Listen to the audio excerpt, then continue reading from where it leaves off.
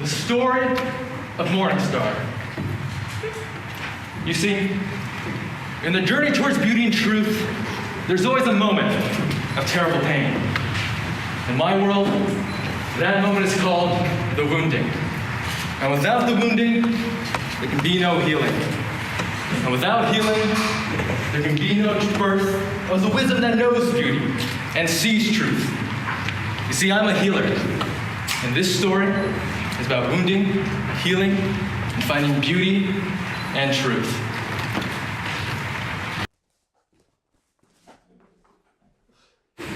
Oh, and if you so may kindly put your phones on silent, that would be greatly appreciated. Enjoy.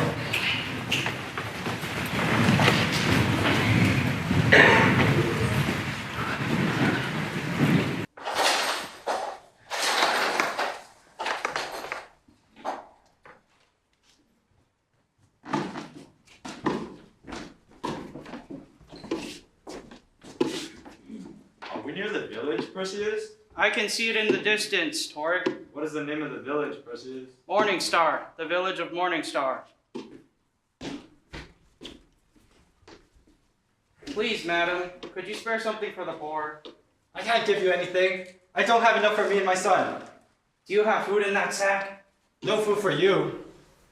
The sack's too heavy. I have to give it to them. Your supper's in that sack, Hamish, you foolish boy. The sack's too heavy for Hamish. Too heavy. Too heavy. Stop complaining and start walking, if you can still remember how. This bottle for you. This bottle for you. This bottle for... Hamish is another gentleman! Hamish is another gentleman! Perhaps this will be a friendly and generous village, Perseus. We have been blessed by an innocent. That is a good sign.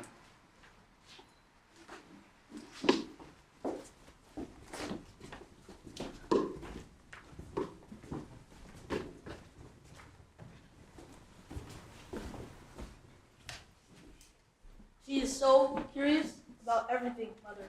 But I will watch her. I will watch her. Do not worry. Marcel, here is a ball that I just found to play with.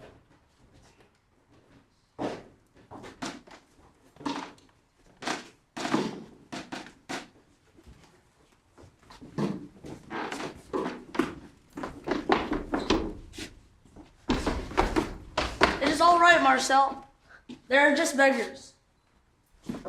Whatever is the matter with you, Marcel? Anyways, where are you from? We are from nowhere, sir. Do you have anything for the poor? I'm sorry. I have nothing to give you.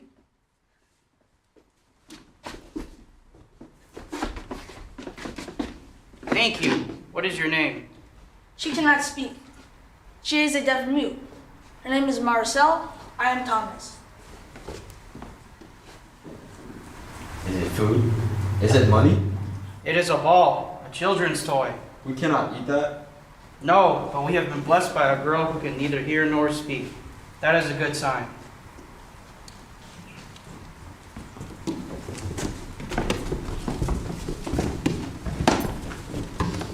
I see that you gave the ball away to the beggars, Marcel. It is okay to give a ball away. Just remember, do not give away everything we own. Now, let's go home.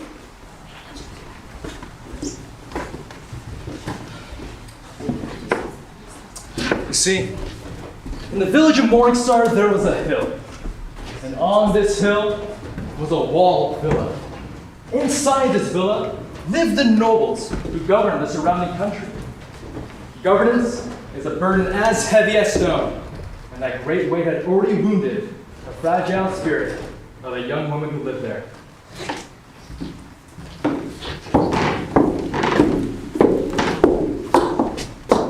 But Mother, it's lonely for me here in this villa. The high hill and the stone wall protect us, but it's not unlike prison. I'm full of restlessness and curiosity about the whole world outside. Since you're the child of a noblewoman, and that places you upon the burden of leadership. Now explain to me the principle of noblesse oblige. Yes, Mother. So those of us with higher birth must always treat those of lower birth with politeness and tolerance. And we must use our skills, talents, and education to lead wisely. Noblesse oblige, nobility obligates. That is a very precise answer. Now, Cinza, I have a task for you to complete. Judging by your recent and numerous statements about loneliness and restlessness, you should be happy with what I'm about to say. The time has come for you to go beyond the walls of this villa and become an ordinary wanderer unaccompanied. You're sending me to find a husband, Mother? You don't have to say anything more. I know what I must do.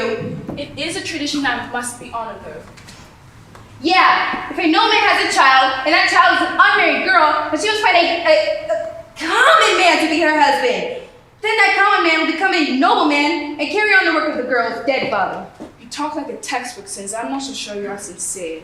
Well, sincerity is a performance, Mother, much like noblesse oblige. You know, the work of a noblewoman is to perform for everyone but herself, right? But don't worry, I'll learn how to seem sincere. Cinza, you are no longer a child, and I cannot expect you to believe anything but what you have chosen to believe. I love you, Cinza, but this is the moment of us parting as mother and daughter. You return to this land with your new husband, you become the mistress of this land, and I will be in power. Then perhaps I shall stop calling you Mother and start calling you by your name, Flair Verlaine. Farewell, Mother. Farewell, Flair Verlaine. When you speak my name, daughter, your voice chills me like the first hot coffee. And so, Senza Verlaine, the only child of Flair Verlaine, prepared to leave the villa alone to seek a husband among the common people. And as she prepared, her mother, Flair Verlaine, summoned her oracle. You wish to see me, Baroness Verlaine? Yes, Walter. My daughter's preparing to leave the villa tomorrow morning in search of a new husband. Ah, I see, Baroness. You're my oracle, and I must ask you to look into the future as best as you can and tell me what fate might befall my daughter. Yes, Baroness. Okay. Baroness, I see a man with a sister. The sister can neither speak nor hear. I see your daughter trying to take the young man away from his sister. And I see the villa, your home, in flames. What does this mean, Walter? Well, if your daughter becomes in love with this man, it may mean the end of the Verlaine dynasty, the end of your family's power. If this is in fact an indication of the future, then perhaps your daughter should not go in search of a husband at this time. No, she must go. Tradition demands it, and tradition is what kept us from chaos. The dynasty of the Verlaines has survived for over 200 years because of tradition. There will be no deviating from the prescribed rituals of succession. I thank you for your warning, but I cannot risk tampering with fate. You'll speak no more of this man with the death of your sister. Yes, Baroness.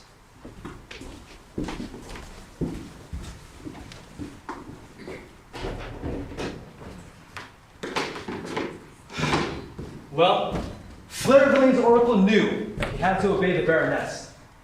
But he also had to obey his own survival instincts. That's why he summoned Artemis Dorn, the assassin. You summoned me, Mortaruda? Ah, yes, Artemis Dorn. Regretfully, I summoned you. Summoning an assassin is easy, Morta. To send them on a mission is difficult. That is so.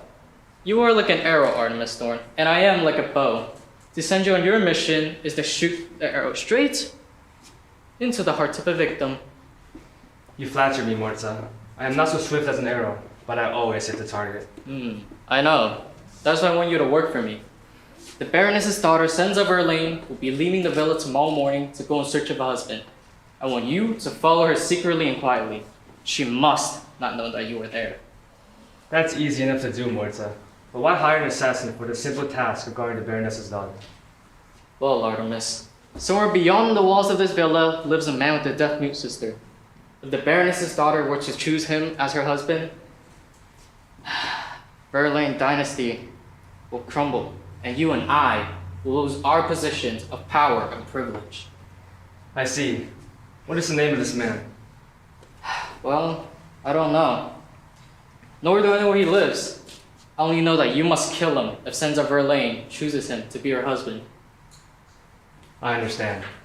And no one must ever know that you killed him. And no one must ever know that you and I had this conversation. I understand. You will, of course, be rewarded well for your services. I hope to hear only good news from you, Artemis Thorn. I shall carry out your orders, Mortaruda. My gift is to see the future, and that gift is a power that's both a blessing and a curse.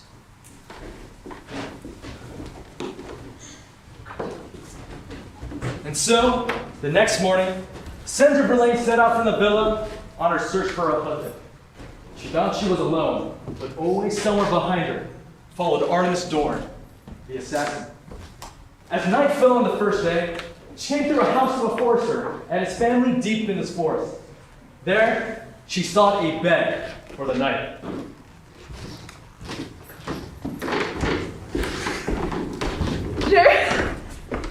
Jeremiah Wood, why are you so late home tonight?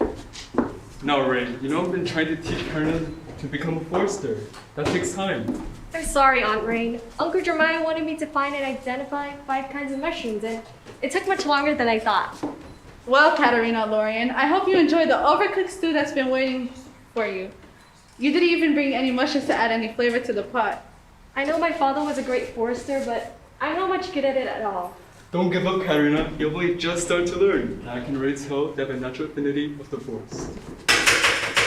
Who could that be at this late hour? Come in. How can we help you? I've been traveling all day and I need a place to stay. Can I stay here? I can pay you well. Now, you look awfully young to be traveling alone, miss. My name is Stella Tranzel. I'm a traveling merchant and I'm traveling this part of the country to see if there's any business opportunities here. How lucky you are, Miss Trenzel, to be able to travel so freely and all alone. That's enough, Katerina. Be grateful for what you have and don't wish for the life of others. That's bad luck. My name is Raina Wood, and this is my brother Jeremiah Wood and our niece Katerina Lorian. You have not answered my question. Can I stay here? Of course, and there'll be no charge. We people of the forest welcome visitors, and there's no need to speak so shortly to us. Well, forgive me, I'm tired. What sort of business do you do, Miss Trenzo? Nothing much. Just some trading in clothing and furs. Furs? I'm sorry, Miss Trenzel, but I do not believe in the killing of animals for the use of their pelts. Well, you are entitled to your opinion, Miss Lorian. Frankly, I am not seeking your approval, nor do I want to argue with you about my business affairs, okay? Well, we're not getting off to a very good start, are we? Perhaps some food would ease our touchy tempers. Come, Jeremiah, help me prepare the table, and Katerina, you remain here and keep our guests company. So, you wish that you could travel about like me, Miss Lorian? Yes, I've lived in the forest all my life. Who were your parents? They both died during the Great Sickness. My aunt and uncle have looked after me ever since. Do you know the forest well? Of course, I'm an apprentice forester. Perhaps you'd be willing to be my guide to the village of Morningstar? I don't know the way, and I'm becoming really bored with being alone. I don't know. I'd have to ask my aunt and uncle. Miss Lorian, you are not a child. You don't have to ask anyone, just make up your own mind. Forgive me for saying so, Miss Tranzel, but you don't talk like a traveling merchant. You sound more like a noblewoman. Well, I simply speak my mind openly and without fear, as should everyone. Now, will you accompany me or not? Also, stop calling me Miss Tranzel. You can call me Stella, and I will call you Katerina. I told you, Stella, I'd have to ask my aunt and uncle, just out of politeness, if nothing else. Supper is ready, Miss Trenzo. I would like your niece to be my guide to the village of Morningstar. Is this acceptable with you? Katerina isn't trained to become a forester. She does not have time to become a guide. But only she can decide. She's not a child or a slave and can choose her own path. Oh, Uncle Jeremiah, I'd be back in 2 days. It'd be such a great adventure for me. Then you better go, Katerina. Jeremiah and I don't want to have to listen to you complain for the next month if you don't go. Well, then it is settled, and you may now serve me supper. She is not going to be a very successful merchant if she speaks that way to everyone. Yes, she has the manner of a noble woman. It's rather strange. She told me she believes in speaking her mind. I think she's quite brave. Maybe so, Katerina, but don't let her influence you too much. There's something about her that's not quite right. Come now, Rain. You're being too sensitive. Let's join our guests.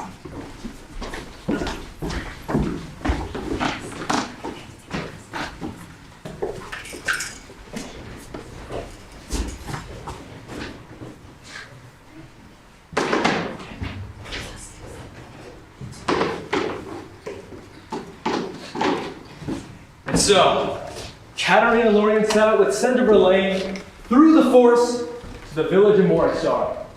On the way there, they met Tawny Nestor and her son Hamish, a boy who was considered by most to be a dunce. Tawny and Hamish were gathering berries, and Hamish, the so-called dunce, was about to surprise Senator Verlaine.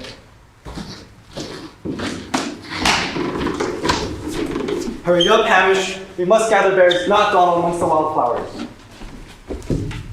Let's go. Let's eat them berries. But you can't eat them, Hamish, you foolish boys. Yes, you can. Which you want to see if his eye will think of the flower. So the bee will lay there, tickle them, and make her laugh. Bees don't tickle, they sting. Only imagine angry. Hamish catch the bee. So tickle him with a little leg. Oh, Hamish, would you stop being such a burden and just help me pick berries? Yes, mother. Hamish will pick all the berries and make them into a sugar candy for all the children in the village. Why, Lord, did you send me such a son? Is it punishment for having a child outside of wedlock? Oh, we're on the way to the village of Morningstar. We're on the right path, aren't we? Oh, yes. Morningstar's now that way. What are you doing in the forest? Why, gathering berries, of course. What else would I be doing? I'm no poacher, if that's what you're getting at.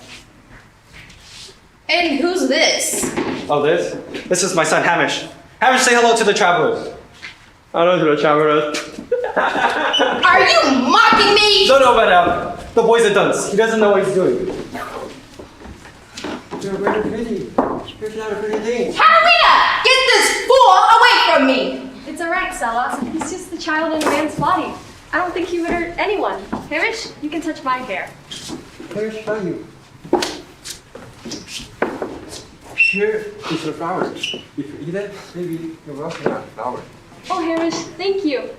I'm sorry I don't smell like a flower. We've been walking all day, so we're not very fresh and ladylike at the moment. You know, that's enough, Katerina. We must press onwards. Come on, Hamish. We must continue gathering berries, not dawdle with these travelers. Stella, I don't want you to pay me for being your guide. Why not? Because I don't want to be treated like a servant. Well, I'm used to paying the people that work for me and that I give orders to. You've been an excellent guide and a great companion. Why were you so alarmed by Hamish, Stella? Oh, well, I'm not used to men. Most of our workers are women, and I was just curious about them. They get alarmed to be little, and people don't usually try to touch me. A beautiful woman like you? Men must always be flirting with you. Beauty? I don't have time for such a thing. You see, the man I married will have to be interested in much more than beauty.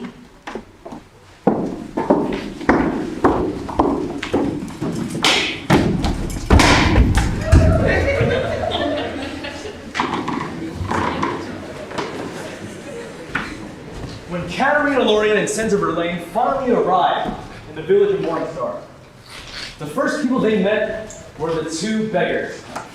Senator Verlaine had never before seen beggars, and she was surprised by their poverty.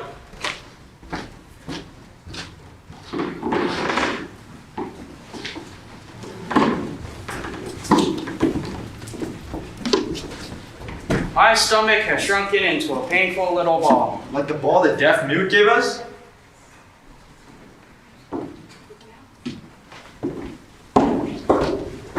Please, madams, could you spare something for the poor? We are hungry. Well, why don't you work and earn food? Stella, that one is blind and the other one is crippled. So they neither have the time nor strength to work for money. Oh, I see. You, the crippled one. Come here. Yes, your ladyship. Don't call me your ladyship. I'm a merchant. Of course, a merchant. Stella, I don't think you should stand so close to that beggar. Oh, be quiet, Katerina. Are you really crippled or are you just pretending? Ooh, what's this? No! Let me help you up.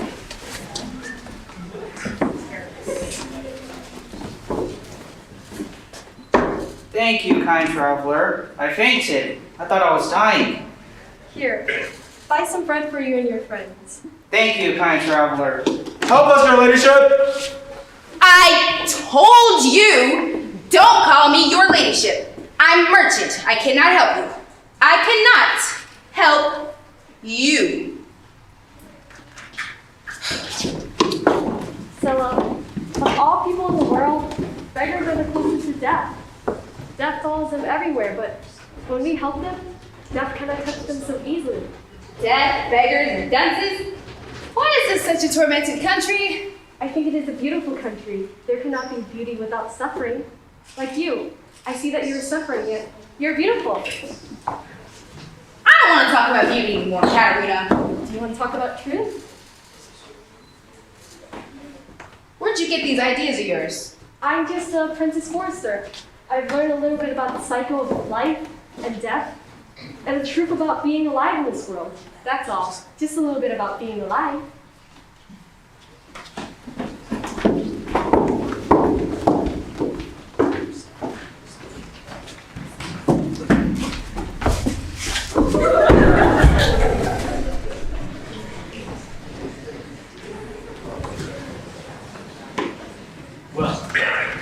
Senator Verlaine was beginning to see that Katerina Loring was not just a simple and naive young woman of the forest, but she was also beginning to see that she was more simple and naive than she had thought. Meanwhile, Thomas and Marcel were headed to the village bakery.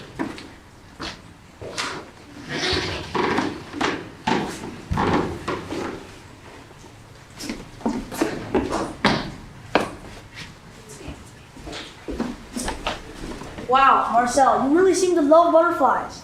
Go ahead, have some fun for once. How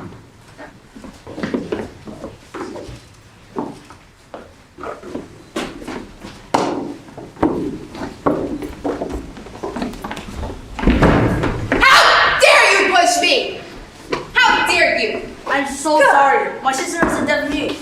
She didn't hear you, and it was an accident. So why didn't you shout at her like that? You lost your balance, that's all. I guess I'm not hurt. I forgive you for pushing me, but I didn't expect to be pushed like that. It's all right, Marcel. The lady's not angry anymore. She knows it was an accident. Oh, I almost forgot. I will be needing bread on my journey back home. I'll be right back, Stella.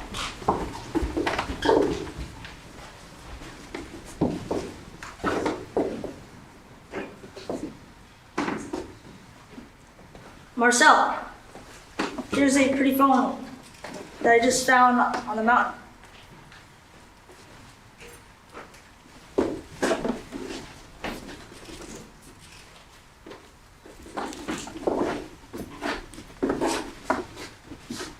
That is her way of saying that she is sorry. She loves to give gifts to people, just like that stone she gave you. She loves to give gifts to people, even to strangers, and especially to strangers. So you're called Thomas? Yes, my name is Thomas. And Marisol. You said she's your sister?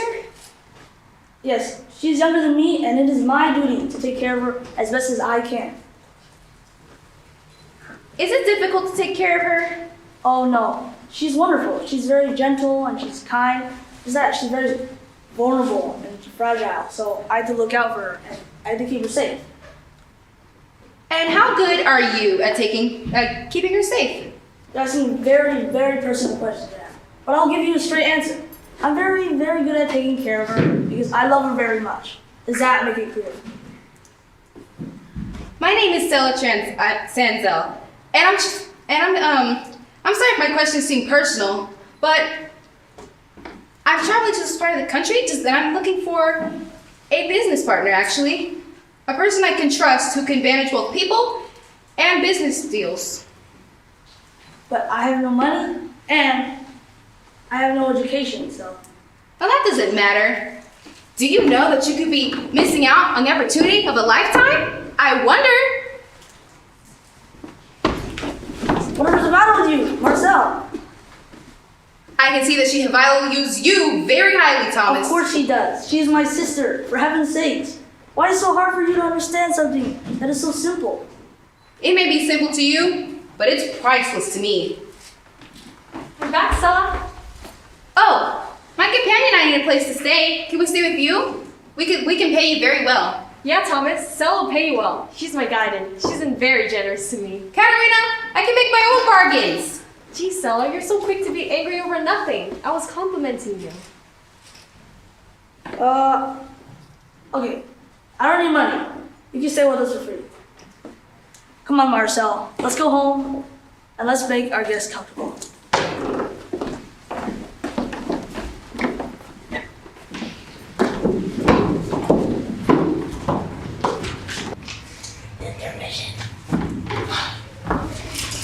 We will now begin our 5-minute intermission. Please be back in your seats for those 5 minutes.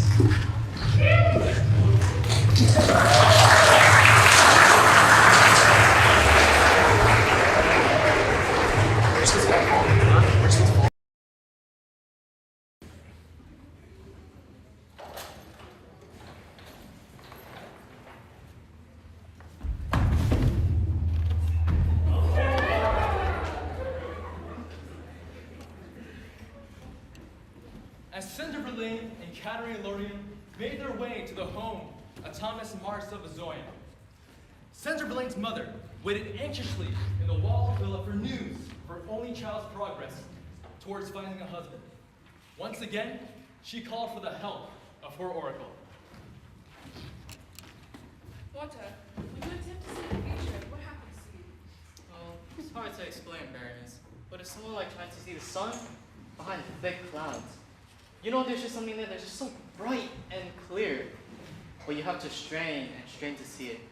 If you're lucky, the clouds part for just a sec, and you catch a glimpse, and then the clouds are back, and it's gone. Do you find it exhausting? Not as exhausting, I'm sure, as your duties ruling this country, Baroness. Well, hopefully I won't have to move much longer, Walter. Hopefully my daughter and her new husband will assume that burden. I've aged far beyond my years. I do not think I will live much longer. I've seen no signs of your death, your ladyship. But some things remain hidden, like the sun behind the clouds. For even someone as gifted as you, Walter. Now, I must ask you to look again into the place where fate and destiny are decided. Please tell me what you see. Yes, Baroness. Okay. Baroness, I think your daughter's in the village of Morningstar now. She's safe from the prison, but there are people around her who's danger to your family. The young man with the deaf-mute sister? Maybe. I can't be sure.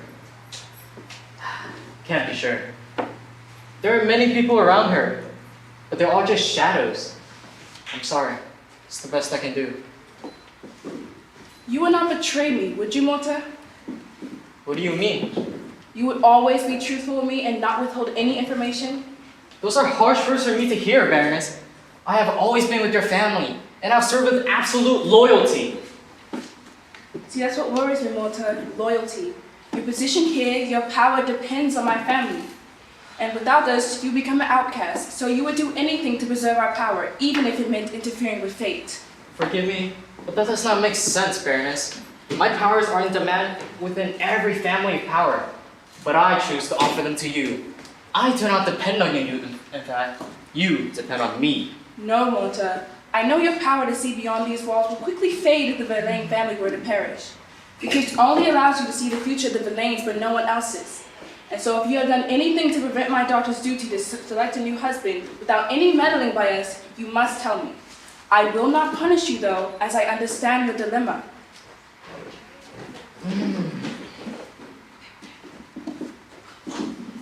I have sent an assassin to follow your daughter. I have given him orders to kill the man with the deaf-mute sister, if she chooses to marry him. I see. As I said, I will not punish you. But you and I must leave the villa, just the two of us, and go to my daughter. You have tried to intercede with fate and destiny, and now you must undo what you have done.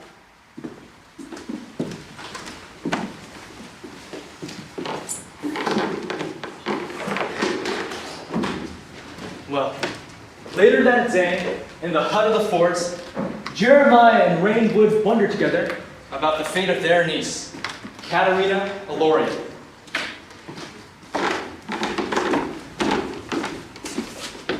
We shouldn't have let Katerina go with Stella Chenzel, Jeremiah.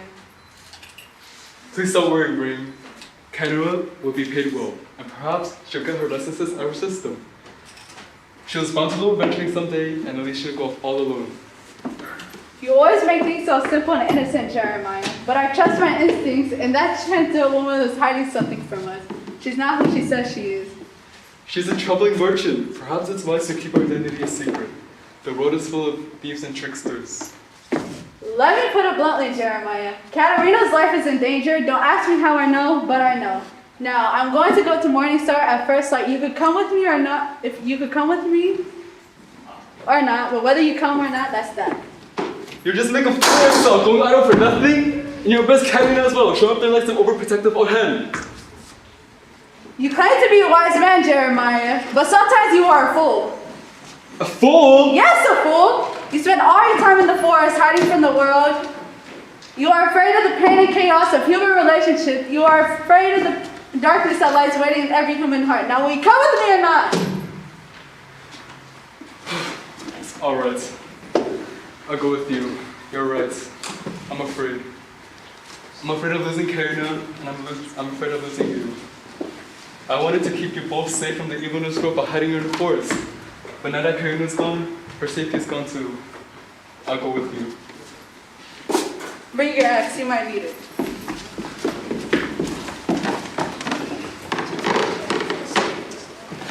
And so, the stage was set for a collision of the many troubled hearts and minds in the little village of Morningstar. Night passed, and by the time the sun rose and the first beams began to shine through the dusty windows of Thomas's Besman's hut, Senza Verlaine knew who she had wanted to marry.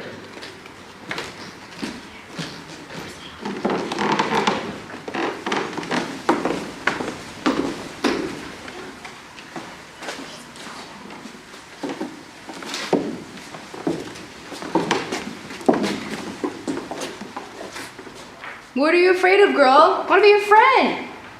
Here.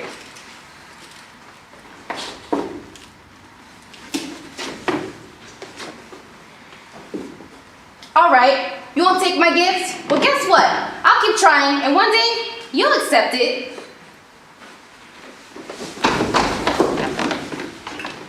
What's the matter with Marcel? It should be obvious. She's jealous of me. No, I don't think she's jealous. She seems frightened. She's a deaf mute, Katerina. You can't expect her to behave in normal fashion. Stella, are you really so hard-hearted? This girl is as gentle and sensitive as a butterfly. I don't understand you. You know, I am so sick of hearing you preach to me about this and that, Katerina. And I'd like to be alone if you don't mind. Also, I need you to gather as many people as you can. I have an announcement to make in the village square. Announcement? Yes, announcement. Now, would you leave me alone? All right, Stella. I'll do as you ask.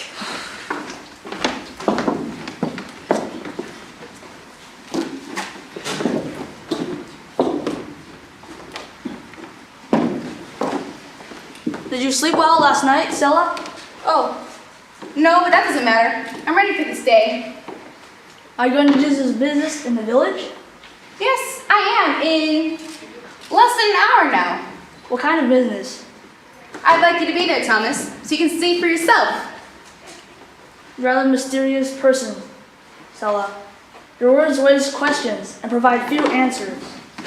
Well, that'll all end soon. Come to my announcement in the village square. You'll get all the answers that you want. All right, I'll bring Marcel. She loves to sit in the village square in the morning in the sun. Bring her if you must.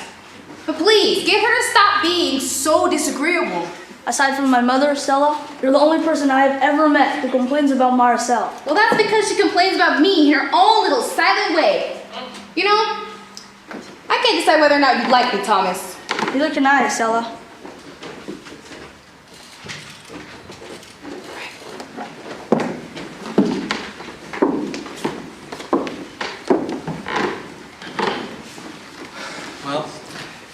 take long for Katerina and Lawrence to find people to come to the village square. They all gathered in anticipation for Senator Verlaine's announcement. And of all the people in the village of Morningstar, the only one who had any clear sense of Senator Verlaine's purpose was the deaf mute girl, Marcel Bezoin. Hamish and the beggars knew something very important was going to happen, but they didn't know what it would be.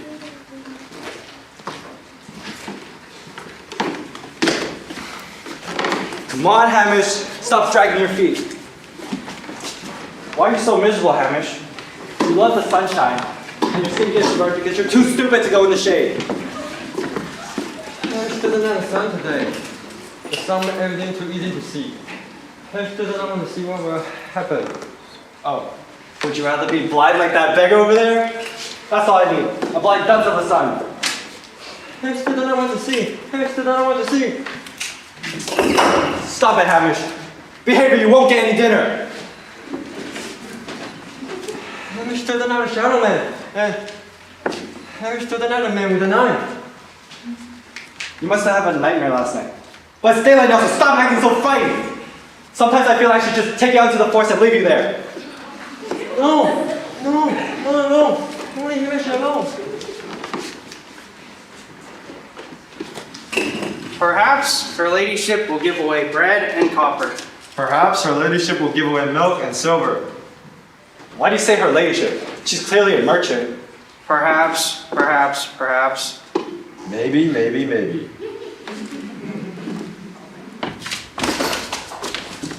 Come back here, Hamish.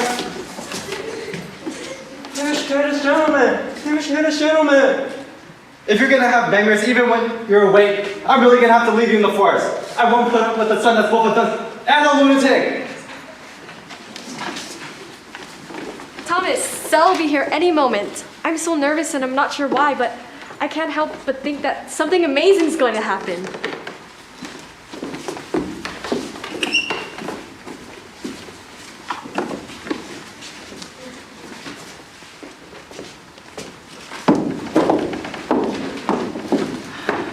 Thank you all for gathering here in the village square. I have an announcement to make. An announcement of the greatest importance. I am Baroness Senza Verlaine, and I am your Sorbin ruler. Get down, Hamish.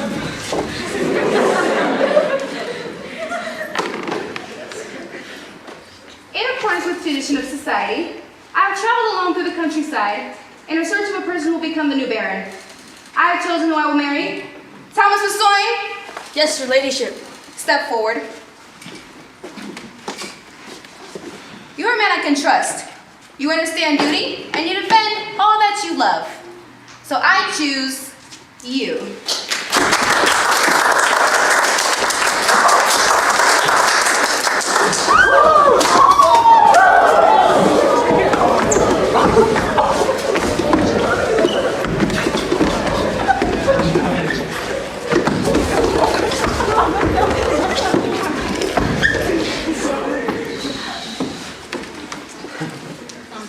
I am Baroness Verlaine, mother of Senza Verlaine.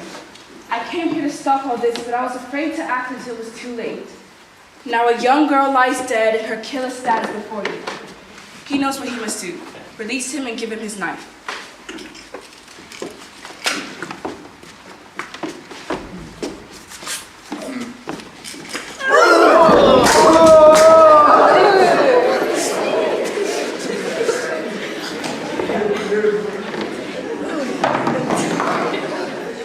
Fate has played its hand and we have been witness to a great wound. We feel horror, shock, pain, and we feel grief. But the man my daughter chose to be her husband still lives. His sister died to save him and to save him for the country that would have saved us from the chaos and disorder that would have befallen us had Thomas Besoin been killed. She is a martyr to her country and we will never forget her. Thomas Besoin, you are condemned to face a terrible, terrible time of grief. But in accordance with our laws and traditions, you must now face the duties that will burden you as co-baron and administrator of this country. Please, I ask you, beg you, do not turn your back on those duties. My sister, she's dead, and her death must account for something. Therefore, I accept my fate, and I will marry you, sons of Verlaine, and I will rule this land with you.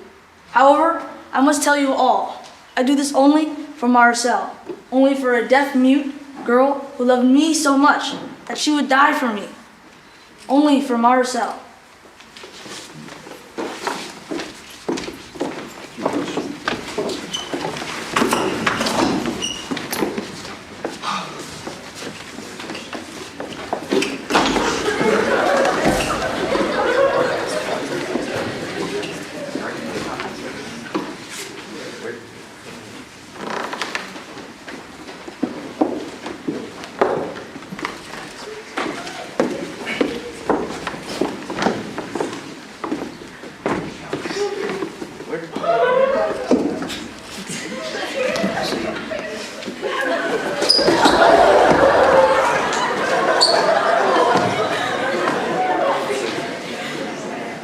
What is happening? Life? We must live. We must live.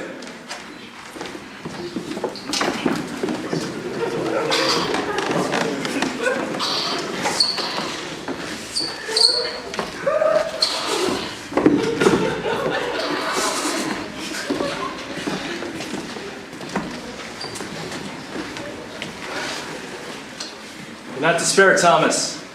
It's okay. I'll take care of her. Promise you. I'll take care of her.